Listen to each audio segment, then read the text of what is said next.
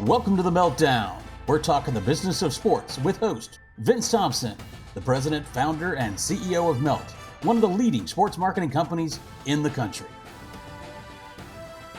Welcome back to this week's MeltDown. I'm Vince Thompson, founder, chairman, CEO of Melt.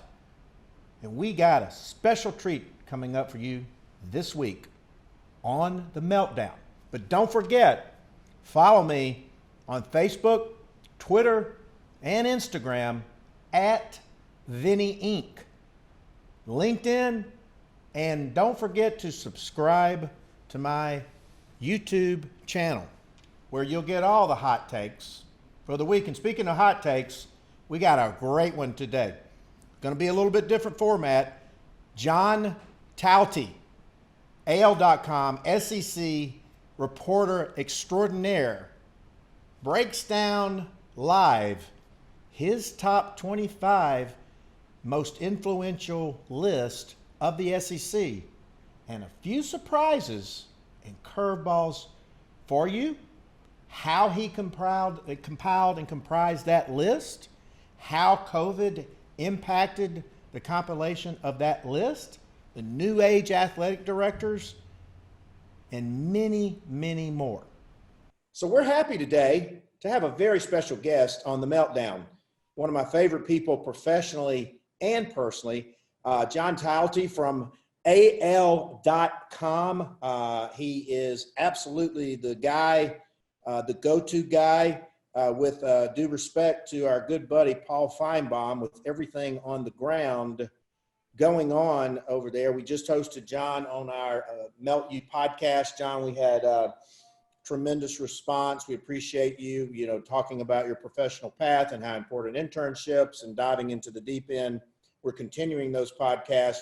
And so it was very, very well received. And we're going to do MeltDown a little bit different today, as you will see. We're dropping in on John. John just published, to great fanfare, the top 25 most influential SEC figures and executives and coaches. And but there was a glaring omission, John. So coming in hot at 26 is Vinny Inc., the founder, chairman, and CEO of Met. I was positive you wouldn't mind me bolting myself onto this prestigious list. Number one in my heart, for sure. Let me tell you this. That might be the first time I've ever heard that from anybody. So yeah, I'll take that. But tell us before we dive into the list, because it's amazingly quite fascinating, and I think we're going to unpack a lot today. But tell us what brought you to developing this list, what process that you developed, and how you made this decision, and then how did COVID impact some of the process and the decision? Yeah, all great questions there, Vince. So let's start. I think where it starts for me is, I'm just fascinated by people in power. I think that's what it kind of starts from. It's, I want to know who actually has the power to make decisions, who has the power to influence, these things that are happening. And I think it's never been more important than right now during the pandemic, because we have seen, particularly with college conferences, making huge decisions. And it's kind of wondering, all right, who are the people behind those decisions? Who has the power to actually cancel a football season or save a football season or make the different changes that they've made? And so that's it's been something that I had been kind of working on for a while. I knew, going back, I think I probably mentioned to you last year, like, this is something that I want to do in 2020. I feel like it's a good year to kind of look at where does the league stand. And then, as the pandemic happened, I certainly think it changed some of the people that are on the list. And I think certainly changed the ranking of the people on the list. I think, a great example of that, I think, is Kentucky president, Dr. Eli Capilouto, who would have been on this list no matter what. He was the president of the SEC, one of the most tenured SEC presidents, but being the president of the SEC this year in particular, and having the medical background that he does, having a master's in epidemiology, having a doctorate from Harvard in public health policy, like, that certainly pushed him way up the rankings, higher than we probably would have expected in the past. So that's kind of where it starts, and I'm happy to get into more about how we kind of put it together. So we'll break them down from 25 to 1, but tied for 25, Coach O, who I thought had a really, really nice piece on 60 Minutes. And I've been a fan of his forever. Obviously, he's colorful, charismatic. I think he's really, good for a lot of what's good about the game. But and obviously coming off the national championship and what he's done. So talk about Coach O a little bit. What inspired you? Because there's so many great head coaches in the SEC. But so what drove that? Yeah, I mean, I think you hit on the right reasons there. He obviously is the defending national champion. I think he has become, someone who is just so important in just the state of Louisiana. You saw, him have a public impact, early on in the coronavirus pandemic, coming out and right. telling people to take it seriously. You've seen him be impactful in political races. He has a friendship with the Louisiana governor and kind of, I think, helped him in some ways maybe win that election. And I also just think that you're seeing his stature rise. And so I don't think he is, necessarily the most influential person in a debate over rules in the SEC. I don't think that's really what his strengths are, but, he is the defending national champion. And I think he, at this point, is one of the most recognizable coaches in the SEC just because of the way he is, the way he talks, the way he acts. He's just become, I think, a lot bigger name in the last year or so. Well, I was, I don't know him, met him, but I was so happy for him because, he's had a lot of, he's gotten thrown off the saddle several times in his career, and then to come back and really just assemble the amazing dream team, I was really proud of him. And to your point, I think that, from we're going to talk about the cultural impact and cultural relevance of SEC sports and SEC football, but I think that he is a personification of that. Now, interestingly, Bruce Pearl, who I would say is basketball counterpart, is not on your list. So right. Did his name come up in conversation? It did. He was one of the people that we considered. I think he is certainly someone who is in the mix for that. I think ultimately the only basketball coach we had on it was John Calipari, who is, I think at a higher level nationally than Bruce is. But I think Bruce is certainly someone who I think is very interesting. He's outspoken. He's willing to talk about the things that interest him. And I think in the state of Alabama in particular is someone who's, taken on a bigger role and speaking out. And so he was someone who was definitely in the mix. And we also had Quanzo Martin was also in the mix. Right. He's someone who people have pointed out is, a pretty smart guy and has, a strong opinion on things. I think the SEC basketball is in tremendous shape. I know that, Commissioner Slav several years ago and Mark Womack, Mark Whitworth, they said, Greg Shaheen, they brought him in from the NCAA. They said, hey, we're going to make a better effort here. And you look at the quality of play overall, and hopefully we're going to have a Final Four this year. Certainly Bruce contributed to that. One of my favorites, another tie for 25th, debatably he could be even higher, Alan Green, Auburn athletic director. A lot of buzz about Alan Green for his leadership, not only at Auburn, COVID, a lot of the diversity and equality issues. He's not afraid to speak his mind, and I'm a really big fan of him. And to your point, sometimes they have power within the SEC, and sometimes they have influence outside the circles of SEC. So talk about Alan Green's rising star. Yeah, and I think he has both. I would tell your, listeners and viewers we have a story today on Alan Green written by my colleague Gianna, which I think is a good read. And Great it just, read. I think shows how much people respect him within the SEC. I talked to a bunch of different ADs for this list, and all of them think very highly of Alan. I think he's probably a little bit lower on the list, in part just because he's a new guy. He just hasn't been in the league long enough to necessarily have the juice to do some of the things some of these other guys can, but very well respected. Everyone expects him to move up in these kind of lists going forward. Right. Anytime there's a big job opening, his name will be mentioned. UCLA, USC, they've all kind of, his name got buzzed for those. I think he's happy in Auburn, has a good situation in Auburn, but he will always have opportunities elsewhere, which I think speaks to how he's viewed nationally in college athletics. And I think you're seeing him start to embrace his voice more. I think he was reluctant a little bit just because, it's just not his style necessarily to be publicly strong about, certain issues, particularly when it came to, racism. But I think George Floyd basically prompted him to have to kind of do more in that area. And I think he's just done a tremendous job speaking very, from the heart and just speaking very authentically about his experiences. And I think it's been very beneficial to the SEC to have a voice like him. Well, I do. He is a new age athletic director, and I love the fact that he is a former student athlete from Notre Dame. And so I look, if Jack Swarbrick takes the ACC job, I look for Allen's name to come up in consideration at Notre Dame. That might be a hot take for you one day. It makes sense. I mean, we'll get me, you, and Feinbaum together and talk about. We went to dinner at Alan Green's house the night before the Auburn-Alabama game. First of all, you have to take your shoes off to go to dinner at his house. So me and Paul. He doesn't want your dirty shoes tracking all over his house. Lower Alabama redneck feet in there. But me, Feinbaum, Tim Cook, Bo Jackson, Tim Tebow, Laura Rutledge are all trapsing around Alan Green's house in our bare feet and our sock feet. But Tim Cook could not wear the Under Armour flip-flops because he's on the board of Nike. So just a little minor thing there. But that's one of the greatest nights of my life. Incredible. Bill Hancock, number 24, probably one of the biggest icons, face of Rushmore in college athletics, head of college football playoffs. Why do you put him on here? What was your thought process?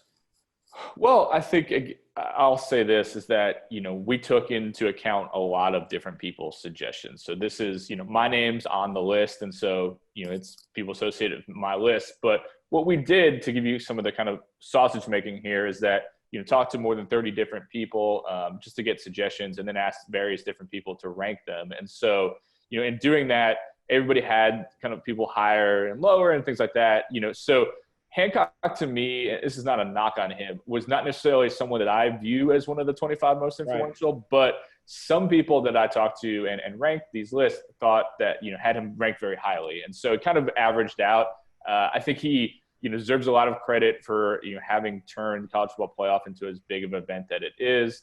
I think, he's essentially the public face of it. And so I don't necessarily view him necessarily as much of someone who's really influential within the SEC, but certainly as the face of the biggest event that the SEC wants to be in every year, people kind of view him and give him some credit for that. And that's I agree with that. And I think he's kind of sort of a heart and soul of college football. And so having that sage influence far greater than just running the alliance probably on Sankey.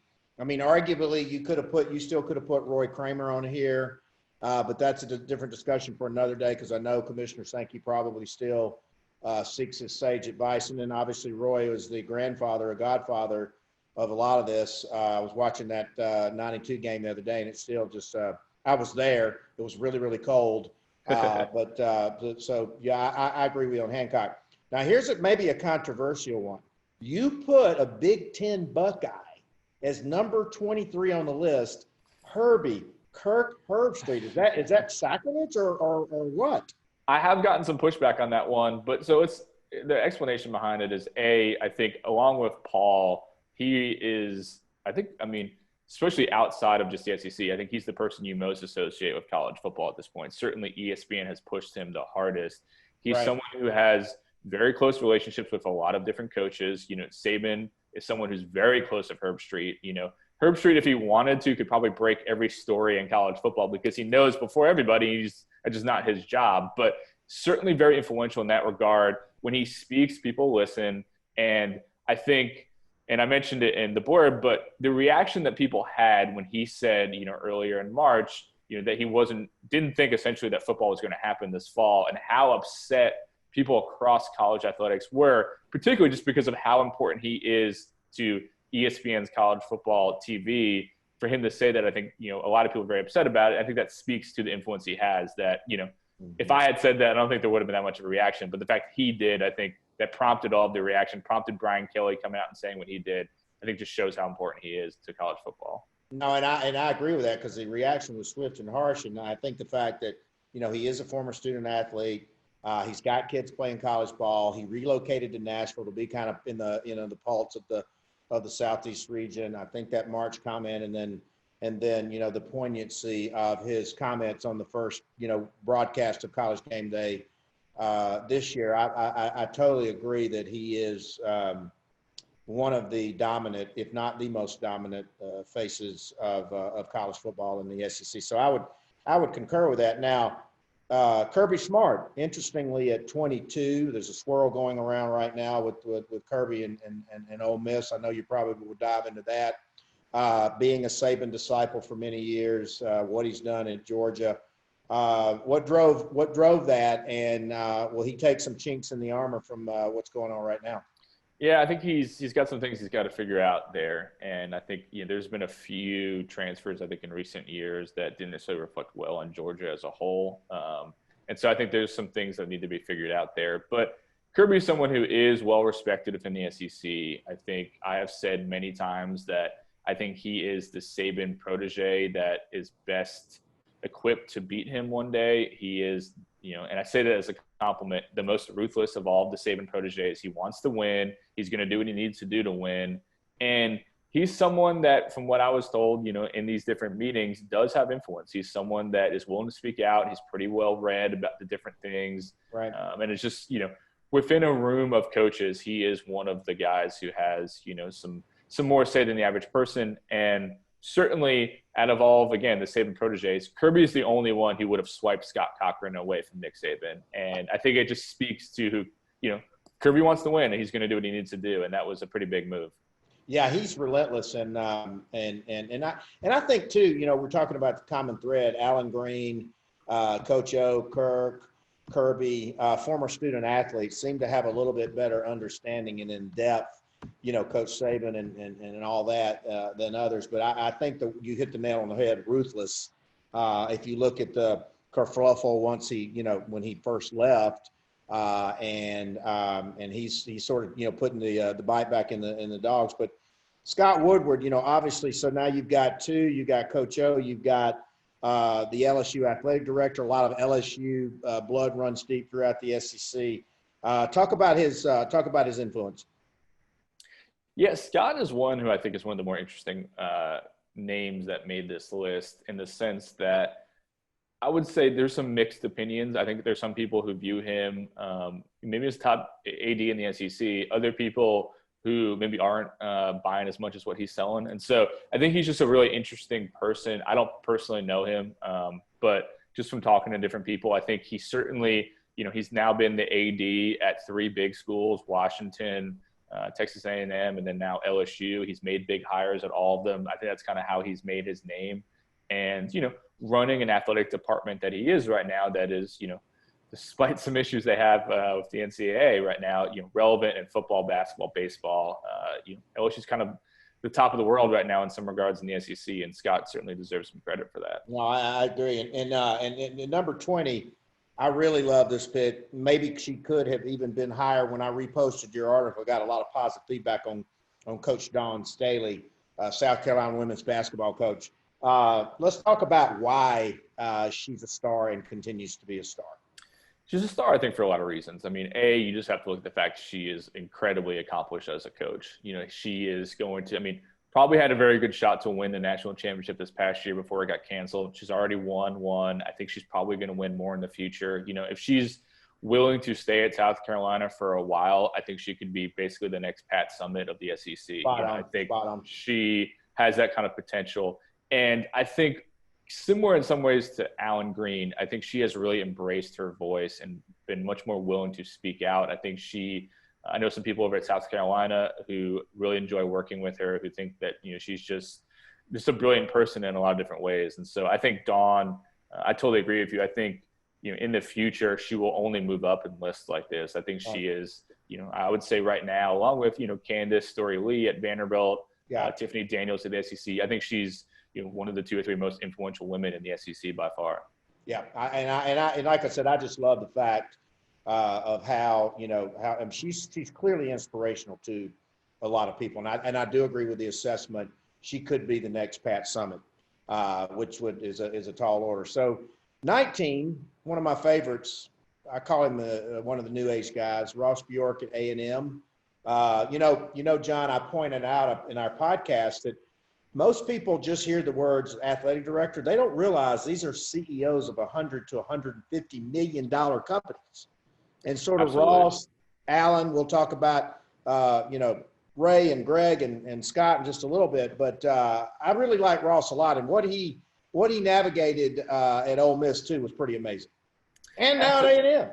Absolutely. I think he was able, I mean, obviously dealt with some challenges at Ole Miss that we don't have to go into, but, I think was able to do a lot of good there. And then certainly, at Texas A&M, just has a much bigger war chest to work with, which comes with different levels of pressure, but is able to do a lot more. And from talking to different people in the league, have told me that, especially since he moved to Texas A&M, his influence has really grown within the SEC.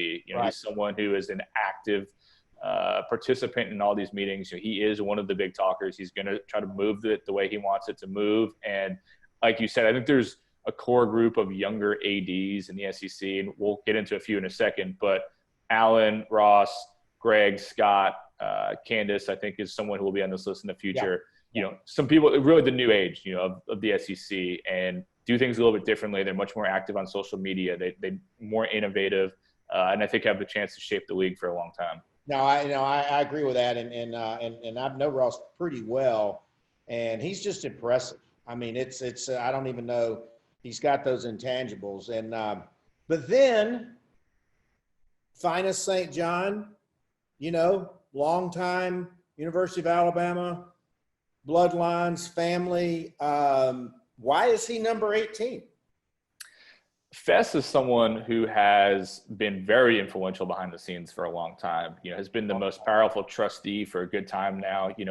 Paul Bryant Jr. got a lot of that attention, but, I think certainly over the last decade, Fess has been the more influential person, is a big reason why Greg Byrne is at Alabama now. He was essentially the guy that, if something big had to happen, he was the guy who's getting involved, went on the plane to go get Avery Johnson.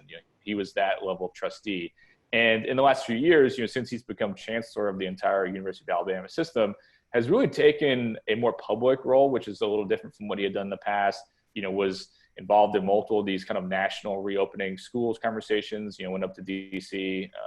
And I think what Alabama has done in terms of, their testing and things like that has been something that other schools around the country have copied. And I think he deserves credit for that. Now, I've interacted with him a little bit, and there's always been that old guard, Coach Battle, Mr. Bryant. I mean, the impact Mr. Bryant's made on the academic side of the University of Alabama. I've sat with him several times and talked about it, and obviously with Saban pushing that.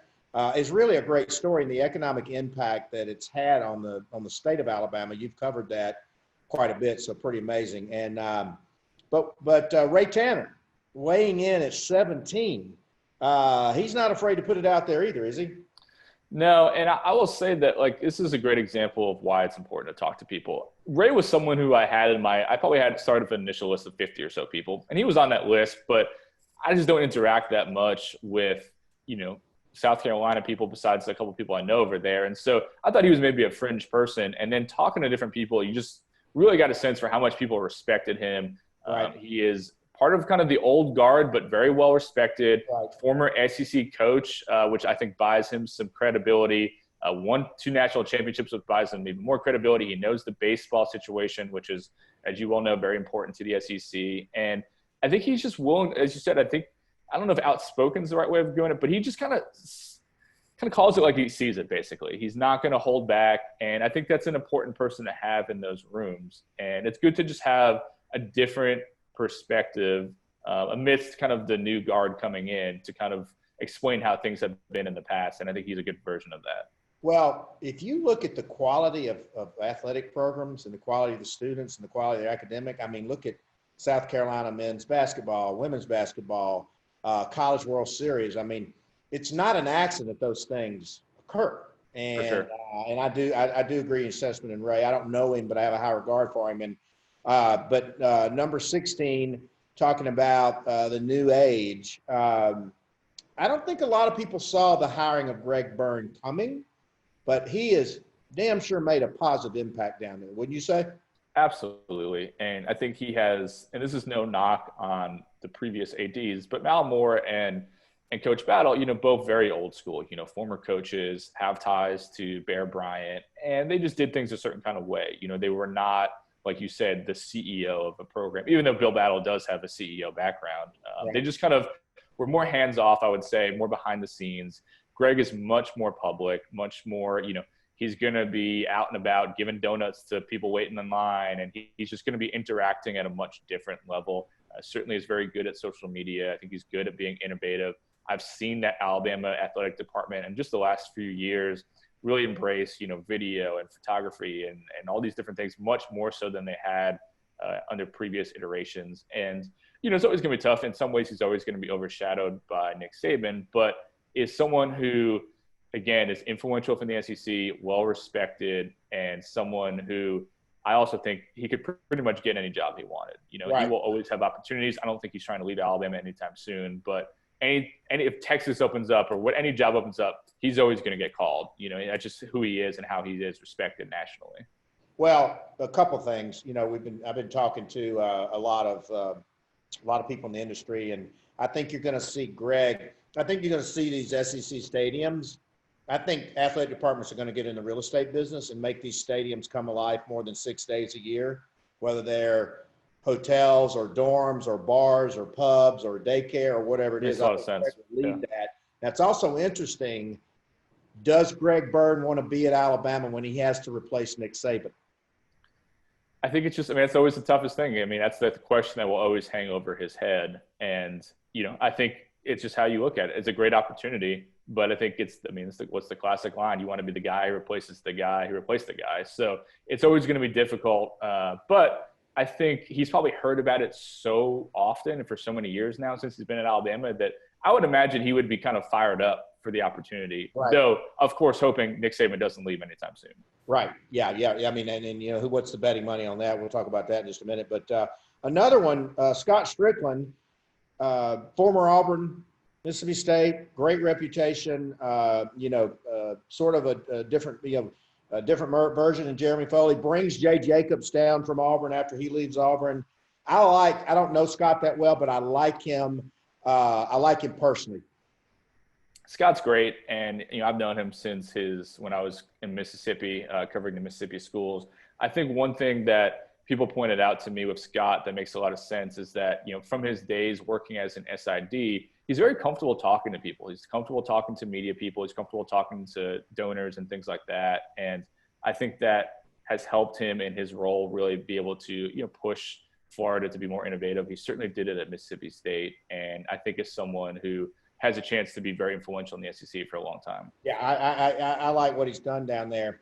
Number 14, one of my favorites, known him many, many, many years, Charlie Hussey. I call him the silent striker. Let's talk about Charlie. Charlie, as I said in that story, people think he is essentially the heir apparent to Greg Sankey. I think he was obviously promoted last December to be deputy, the number 2 in the SEC. He has had opportunities to be an AD elsewhere and has obviously stayed in the SEC. Someone who I think can pretty much pick the job he wants over the next decade. And we'll see what that ends up being. It could be an AD somewhere, it could be commissioner of the SEC, could be, running a business. He has a lot of opportunities, but he is very down to earth, very humble, has a good sense of humor. I think is a good contrast to Greg Sankey. I think they work well as a tandem. Has played a very important role in the creation of the SEC network, all the subsequent, media rights deals. He's involved in all those different things, has strong relationships around the SEC and also with ESPN and other TV partners. He's just someone who is really a critical part of the SEC that the average person probably knows nothing about. I tell you, I think you spot on description. I know his dream job was Ole Miss athletic director. I think he got pretty close to that. That would be probably his dream job. I consider him a dark horse for the ACC commissioner. There's a hot take. That is a take. It would be interesting. I have wondered whether they would reach out. I don't know enough about, more than I do about where that commissioner's search stands right now, but he would be an interesting candidate for sure. Yeah, I like Charlie. 13, not much more left to say about John Calipari. He is the Nick Saban of basketball and SEC basketball, and I don't know him that well, but I know a lot of people that really, really like him for the level he's on. Yeah, I think that one's pretty self-explanatory. The only thing I'll say, too, is just that I think he has taken in this kind of current age we're in, he has taken a more active role in trying to help minority coaches advance in their careers. And so he's involved in an initiative around that. And Right. I think he's trying to do more in that department. And I think that's been, well received. Yeah, I think John Calipari. I mean, it's it's interesting with the one and done and all of that coming under scrutiny, where he'll land on that as well. Now, interestingly, in number 12, probably a fellow that not many people have heard, Robert Fuller's name, Robinson Bradshaw attorney. We always wince when we see an attorney make these lists, but what drove him to number 12? Well, I'll tell you, I mean, Vince, I like to think that I'm pretty plugged into the SEC, and I did not know much about Robert Fuller before I started the research on this. I had heard the name before, and I think he's popped up in a couple other lists here and there, maybe SBJ, but not a name that certainly has a lot of recognition within the SEC. But in talking to different ADs and administrators around the SEC, pointed out that this is like the go-to guy for outside counsel advice. Anytime, I think one of the ADs that I quoted saying, basically anytime we do anything, we talk to Robert Fuller. He's been involved in all the TV rights deals, all the kind of big things that are involved within the SEC. He's usually involved in some regard. Mike Slive trusted him. I've been told that Greg Sankey trusts him. He is just someone who very much behind the scenes. I had reached out to him about whether he wanted to do an interview. He had absolutely no interest in doing that. That's not how he wants to be seen. He doesn't want to take any credit. I think he is uncomfortable even being on this list. But that to me speaks that he is influential. When the person who doesn't want to be on the list, that's usually a good sign. And I think he is just someone who, again, the average SEC fan is not going to know who that is, but he has played way bigger role than I think most people know. Where is he based? Charlotte. He's in Charlotte? Yeah. That's interesting. Again, I had heard his name, but I didn't realize the influence. Now, number 11 is a co-title, and there's a lot of interesting shifts going on within Alan Gold and Nick Khan. Nick Khan, probably one of the most conflicted human beings on the planet professionally, is now the CEO or president of the World Wrestling, WWE. CAA is having a lot of financial challenges as well, and so Alan Gold has evolved out of there. But talk about the power, the influence, and going forward with the CBS SEC package still in play. Where does all of this break down? And Nick Khan was Feinbaum's agent and other broadcasters as well. So a lot of spinning hats there. Yeah, I mean, so Nick represented two people on this list. Kirk Herbstreit, who we already talked about, and then Paul, who we'll get into in a little bit, was as you well know, a massive TV, especially in sports agent realm, and played an important role behind the scenes. Not someone, again, neither one of these guys would want to take credit for anything that happened, but both played an important role in guiding the SEC through its most recent negotiation process. From what I was told, certainly was pushing the SEC toward going all in with Disney rather than kind of re-upping with CBS. And so, that deal hasn't been officially announced or anything like that yet. The expectation is still that it'll end up with Disney. But I think ultimately those two deserve credit or blame, however you want to look at it, for the ACC and CBS now having kind of a clock on how long it's going to last, and ultimately that kind of premier package expecting to be moved to the ABC Disney family. So you think they'll go all in with the Disney organization, ABC, ESPN, and related entities? I do. And there's a certain amount of risk in that as well. There is. I mean, there's good and bad that comes with it. I think they certainly Commissioner Slive liked having multiple packages, liked the kind of the attention that CBS gave to that game, made it kind of their big package. ESPN, you're competing with, more different conferences because they have deals with essentially everybody. But the positive, I think, is that you now only have to work with one company, and so you don't have to worry about, all right, well, here's CBS wants this game, and if you have to move things around, it's much easier if you're only dealing with one person versus two. And so I think that's part of the appeal. And certainly, from what we and you've heard, Disney opened up the bank account pretty good for him. I think they backed up I think Mickey backed up the Brinks truck a little bit. I think so. So Mark Keenum, number 10, Mississippi State president. So why is he so high? This is big. Yeah, I mean, so he's, I think, high for a couple of reasons. One, he's the most tenured SEC president or chancellor at this point. So, I mean, just by being around, that buys you some influence. He has been a previous SEC president. He's on the college football, I think it's board of managers, which gives him an important role in terms of college football.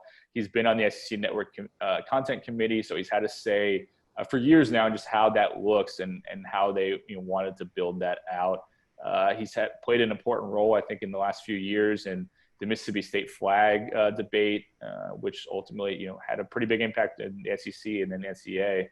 And he's just someone who I think is well respected within the conference. I think has a good perspective on things. I don't pretend to know him super well, but in the times that I have talked to him, I came away thinking this was, a very intelligent person, and I think that's how he's viewed within the league. Right. Now, I hear a lot of wonderful things about him, and you got a couple of pretty powerful Kentucky folks coming up. Number 9, Mitch Barnhart. Again, I don't know him that well, but I hear just a lot of really. I mean, they've obviously always just run great programs up there. He's really beloved. We're gonna have a story, I think tomorrow or Thursday, I guess, depending on when this airs, about that delves into kind of the impact that Barnhart has had within the SEC. And so I think there's a couple of things to look at here. One, he just has an incredible track record for hiring and developing people. Both Greg Byrne and Scott Strickland, who are on this list, both worked with Barnhart at Kentucky. He's also, had people go on to be the AD at Oregon, the AD at Minnesota, recently the AD at DePaul and Dwayne Peavy. And so he has – I love that pick.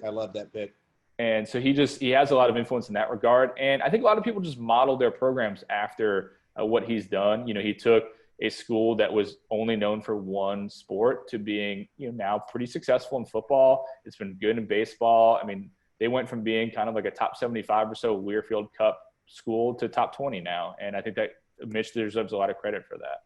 Well, and it's going to be fascinating, and we'll talk about that for another time, another day. But if there is still a movement to remove Rupp from Rupp Arena, that's a career maker or a career breaker, in my opinion. For sure. I mean, that's a big one. Number 8, one of my favorite people personally and professionally. Probably a lot of people have not heard his name. But Burt Magnus, ESPN Executive Vice President Programming, Acquisition, and Scheduling, pretty much all world. He was on the podcast the other day. Tell us about Burke. Yeah, it was funny. I was talking to someone at ESPN recently about it, and I was kind of just getting some background on all that he does. And the person was like, it's honestly kind of amazing that one person at ESPN has all that flows through him, that flows through Burke. And it is. I mean, he is their go-to guy for all the rights negotiations. So negotiating with the NFL, negotiating with the NBA, negotiating with the SEC. Burke's the guy. And I don't know him well. I know that you know him. I mean, just beloved by everybody, extremely well respected within the SEC. They like dealing with him. I think that has probably helped in terms of why that package is ultimately going to be with Disney. And he is just someone who's just very sharp. I mean, I've heard his name potentially mentioned, in the past for maybe being the next ACC commissioner. So I don't know if that's something he'd be interested in. One of my dark horses. He's just one of those kind of outside candidates who I think would make a lot of sense. He has a lot of, background on both sides of things. And so he is just someone who, again, like you said, probably not that well known to the average football fan, but a lot of what you see when you watch college football in the SEC, Burke played a role in. Well, the amazing thing to me, too, is he just has such a commoner's touch. I mean, like he responds to emails, which I can't say about all of these fancy network executives, and he does it personally. Great trivia story. I had Feinbaum down in New Orleans for the 2011 Final Four, and I was trotting him around. Nobody at ESPN knew him.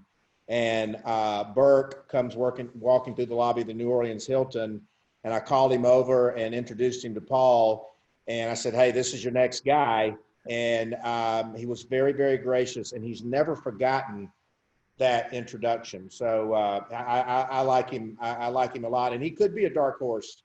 So it sounds like, Vince, that you need to make the introduction for me next time. I'll be the next guy. If we ever get back to the lobby of the Indianapolis Hotel next year, we'll make another. That'll be a decade since we got Feinbaum. I never got my commission on that from Paul. I got to send him that bill, but I love Burke a lot, and I do think he, to your point, he could be. I mean, and by the way, somebody's going to go run the NCAA, or somebody's going to run the new Power Five one day. So, I mean, keep his name at the top.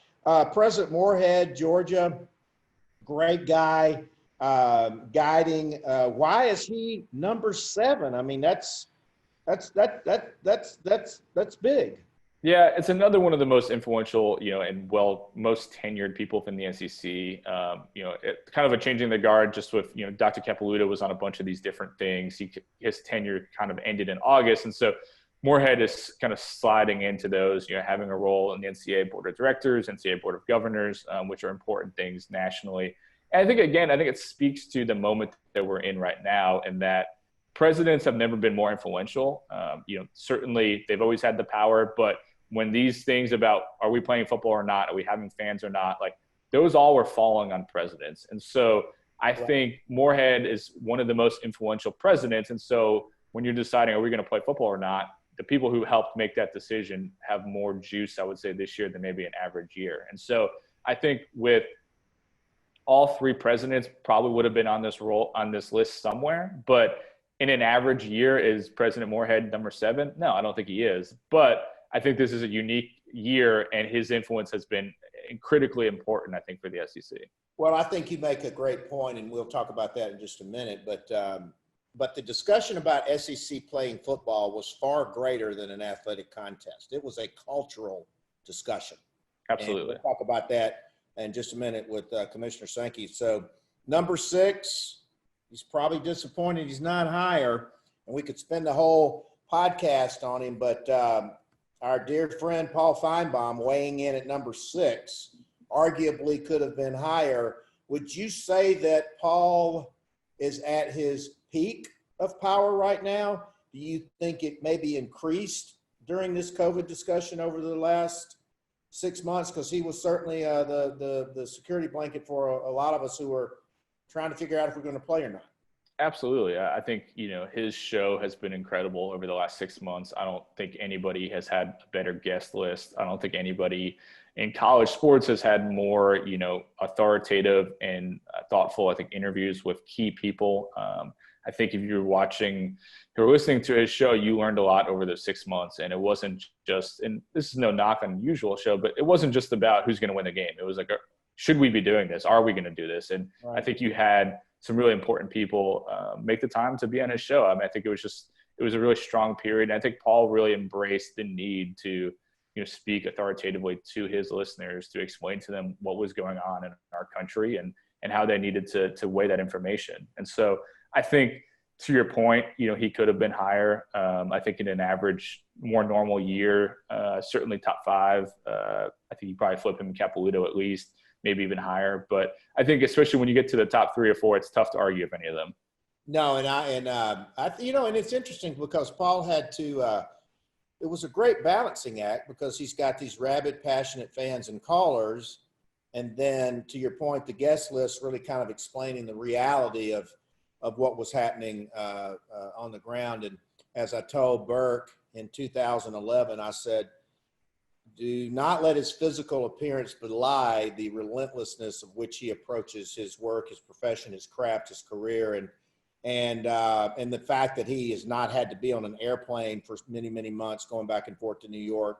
I really think it's given him a really good new spark for him. So I'm silver linings somewhat abound in COVID sometime, but for sure. I think I'm really proud of what he's done. And so President Capilouto, number 5, you've mentioned him several times during this. Why so high? Why? Tell us about his impact. Yeah, I mean, I think it's kind of what I hit on a little bit earlier, but just the fact that, again, him and Greg Sankey were the 2 most important leaders, I would say, for the SEC during this time frame. And I think in particular that he had the medical background that he did, that when all these questions were coming up, like about testing and what should we do, that he had answers to all of those questions to the best of his ability. I mean, again, I've said this a few times now, but, I didn't know anything really about epidemiology before this entire pandemic, and I think a lot of people didn't, even really intelligent. Say the word correctly. Yeah, I mean, I don't even know if I'm still saying it correctly, but I think a lot of intelligent people didn't. And here's a guy who has a master's in it. And so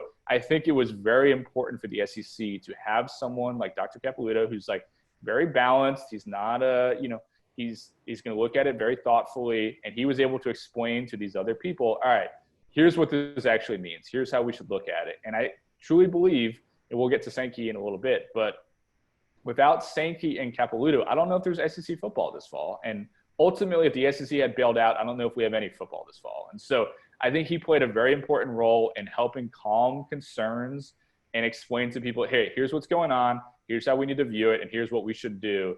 And I think that really helped the SEC.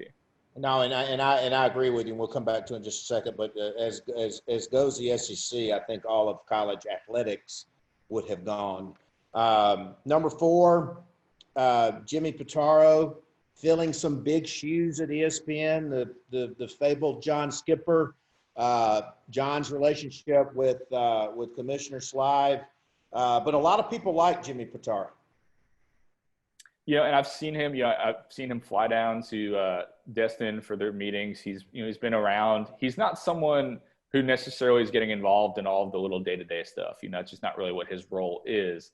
But at the end of the day, when a company is paying you hundreds of millions of dollars, what they want can happen. And so if Pitaro wanted to kind of, play that card, he has the ability to, and he has an ability to really shape how the average fan consumes any and all SEC content between the SEC network and all the different ESPN channels. And so he's not necessarily doing that all the time, but just ability and the fact that he can, I think, is why he's so high up on this list. Do you think with what's going on, because, Disney essentially is in the travel, tourism, people, destination business, and obviously with the cord cutting, is that going to put pressure on future rights fees and investment into college athletics and the SEC football?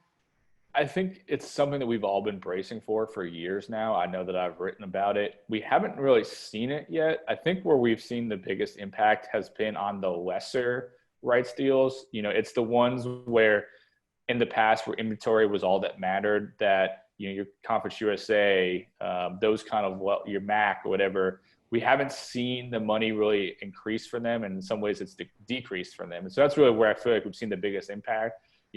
We've seen what some of the numbers thrown around are for the SEC. That's a pretty massive increase from the deal they had with CBS. So I think for the top premier level stuff, I think we're still going to see pretty big deals. But I think we're all curious to see how long this pandemic stretches for, and how long, how much that ultimately impacts all these rights deals in the future. Right. And again, as I always say, if we're into this for another year, obviously there's much greater societal problems than simply college athletics. Number 3, fascinating pick. I happen to agree, by the way. I'm going to change his title. Jimmy Sexton, SEC Kingmaker, all-world sports agent at CAA. You really can't underestimate the impact Jimmy Sexton has on the SEC, can you? I think that you could make an argument for him being number 1, and people did make an argument to me for him being number 1. He represents 10 of the 14 SEC head coaches, which is just insane. When coaches get fired, more often than not, they get replaced by another Jimmy Sexton client. And I think one of the things that's really important to remember, and I don't pretend to know Jimmy particularly well, but I've talked to enough people that have dealt with him, is that he's just very good at making everyone feel good at the end of the deal. He is not one of those people, you see some of these things about, NFL agents where teams just get sick of dealing with him because it's such a war during the negotiations. That's not his style. He leaves it where everybody feels great at the end of the deal. Even if it's a bad deal, everybody feels good about it. And he has, at this point, good relationships where he can go directly to university presidents. He doesn't even have to go through ADs sometimes anymore, which is pretty crazy. And, has obviously made, hundreds of millions of dollars for his clients, and will continue to do that. Whenever, I don't know how much longer he wants to do this, but as long as he wants to, he will have people crawling to be one of his clients. Well, and it's also a fascinating story. He was, you should do a feature on it if he'll talk to you one day, but, he was roommates with Reggie White. That was the genesis of it, with Pepper Rogers but to your point, and I did a deal with him last year, he just looks you in the eye you can trust him. I mean, he's a hard baller, but it's always rooted in trust. Right. So, and I think that, but to find that niche of coaches that he did many, many years ago, and to garner that trust, and he's not an attorney, by the way, Right. is fascinating. But I have a high regard for him. Number two, arguably number one. Speaking of the segue, no sunlight between Coach Nick Saban and Jimmy Sexton, but let's don't talk about Saban's contributions as a football coach. We know that. I've admired his stance with his players. Maybe people didn't notice in the photograph, they were speaking from the famous door where Wallace stood. I like the fact that he does so many things for the Tuscaloosa community. I love the fact that that he's made a multi-billion-dollar contribution to the state of Alabama, the University of Alabama, and I argue that he's 20 to 40. I'll get clobbered for this, but he's 20 to 40% of the value of all television contracts that flow through the SEC.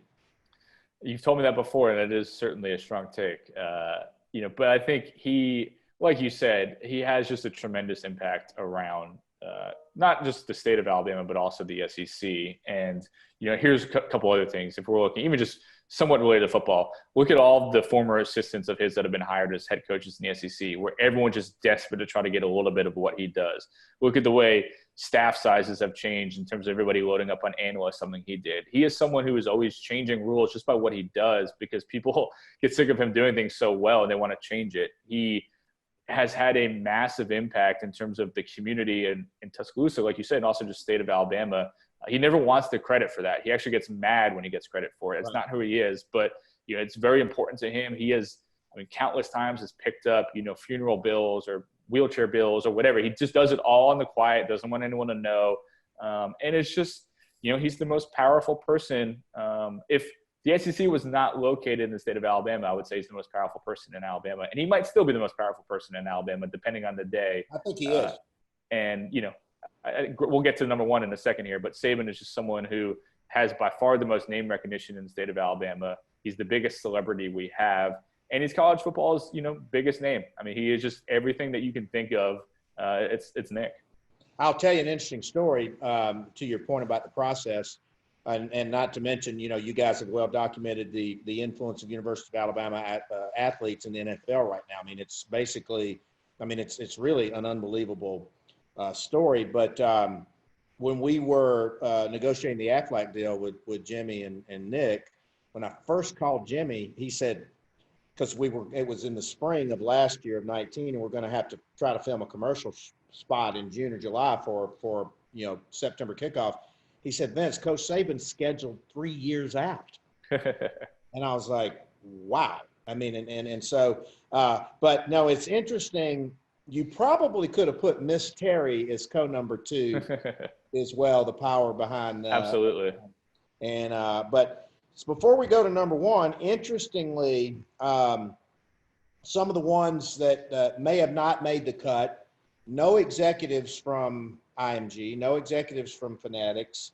Greg McGarity, who's now sitting on a bunch of dry powder over at UGA after getting criticized for it.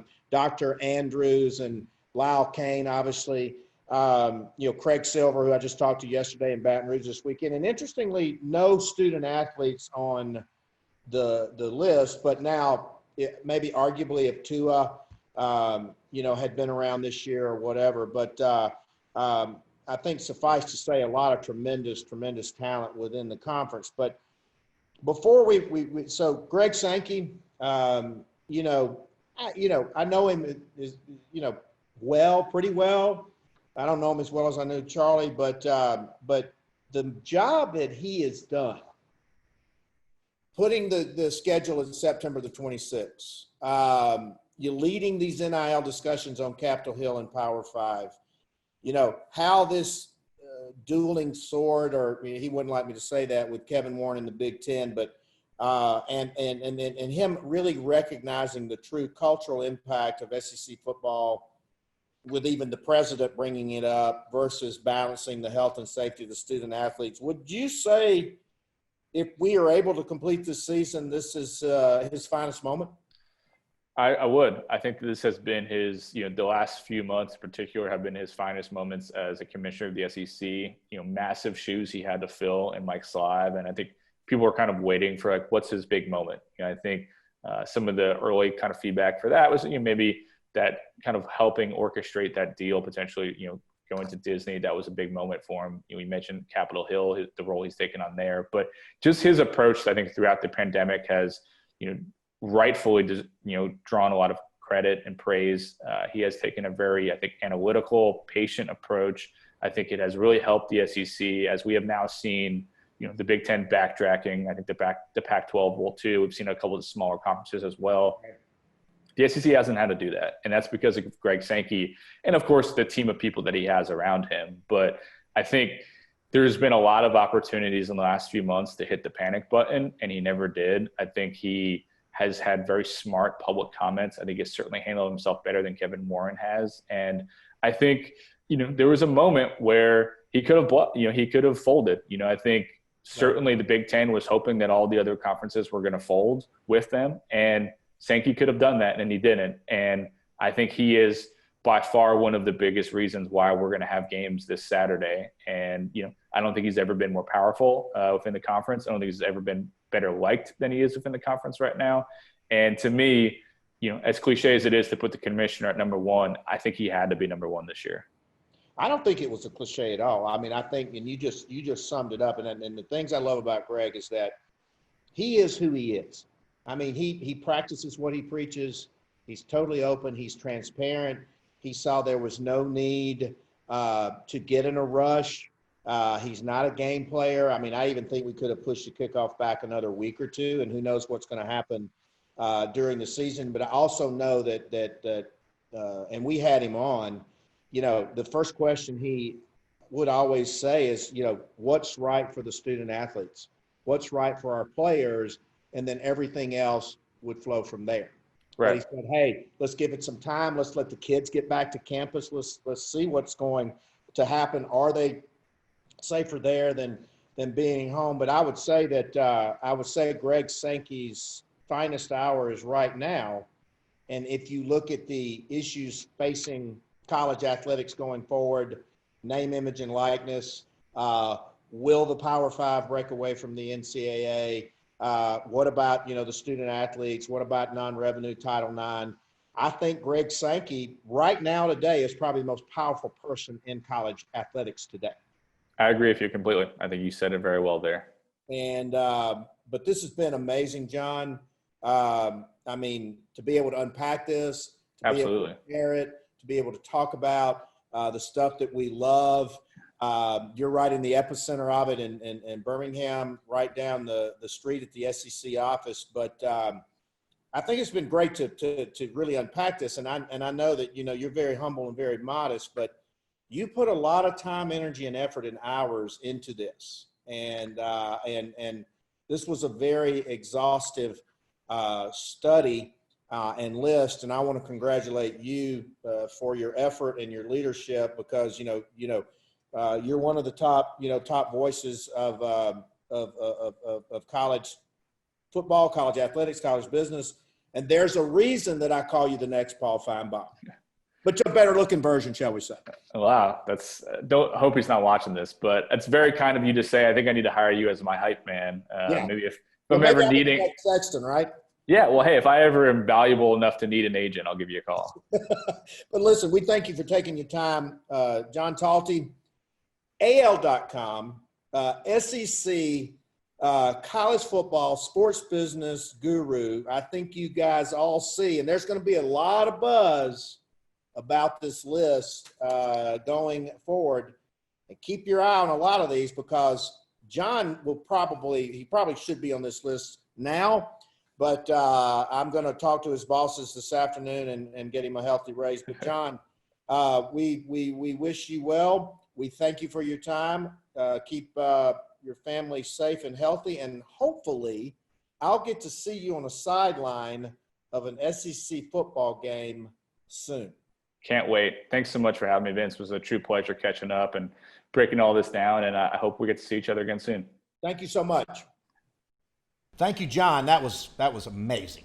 And I always learn so much from John. Great list. Watch it over and over, unpack it, follow the guys. But as we close, Vinny Inc. needs to do a victory lap. Why do I say that? Let's throw it back to one of my recent hot takes on the Meltdown. Is Bubba Wallace, Denny Hamlin, and the GOAT, Michael Jordan, forming a NASCAR team? Sources say yes. Some say no. My bet is yes. What Bubba did with sponsorships, bringing in new sponsors, Beats by Dre, others. He's in the Coke family of drivers, McDonald's, opening up brand new audiences for NASCAR. Very smart people at NASCAR, very smart people in Daytona, very smart people in Charlotte. Keep your eye on this one. Who called it just last week? Think about the impact of Bubba Wallace teaming up with Denny Hamlin and Michael Jordan to own a NASCAR team. We spoke with Steve Phelps, president of NASCAR, a few weeks back, and I think this is a great and bold move. I think it's a tremendous move. Michael Jordan, North Carolina roots, NASCAR North Carolina roots, Charlotte-based, became friends with Denny. Obviously, Bubba, rising star. I think it's going to make a huge impact on the business, bring in new eyeballs, new sponsors, new money. Who knows, a great pair of Jordan sneakers as well. But don't forget, you heard it here first, and you'll hear more hot takes in the future on the Meltdown. And don't forget, as we said, follow me on social media at Vinny Inc. And stay tuned for the upcoming release of my new book, Build Brand New, out this fall and available now on pre-order at Amazon.com. Follow us on Twitter and Instagram at MeltATL, and follow Vince at Vinny Inc. and on LinkedIn as Vince Thompson.